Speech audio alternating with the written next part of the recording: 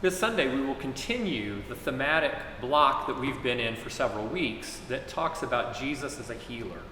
As we've discussed in previous weeks, the long green season after Pentecost has these weeks of themes, sort of, where we hear different elements of Jesus' ministry. And so we've been, for several weeks, focusing on the healing that he brought in his ministry. And this is sort of our last week with that healing theme. And interstitched within that is this idea of Christ as a shepherd, caring for the sheep. So expressing that care through his healing. So those two themes of shepherd and healing will work all the way through the service. We're going to start the service off with the very first hymn in the hymnal, hymn number 1. And it's a peculiarity of our hymnal that hymn number 1 occurs sort of in the middle of the hymnal because we have all that service music before it. But our first hymn, Father, we praise thee, now the night is over, with this really strong and resolute French hymn tune.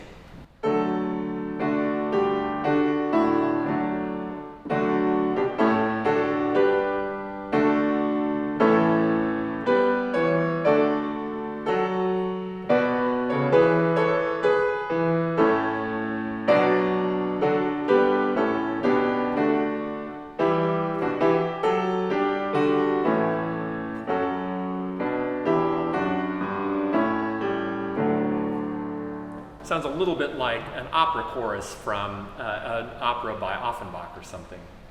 But it has these really strong words that are Latin from probably the late 9th or 10th century. And this is really a testament to the companionship and the partnership of the priest, Percy Dermer, and the composer, Ralph Vaughan Williams. They worked together on the English hymnal, and many of our most beloved hymns come from that partnership. And so Percy Dermer translated the Latin poetry, and Ralph Vaughan Williams adapted this French hymn tune to make this really brilliant morning hymn.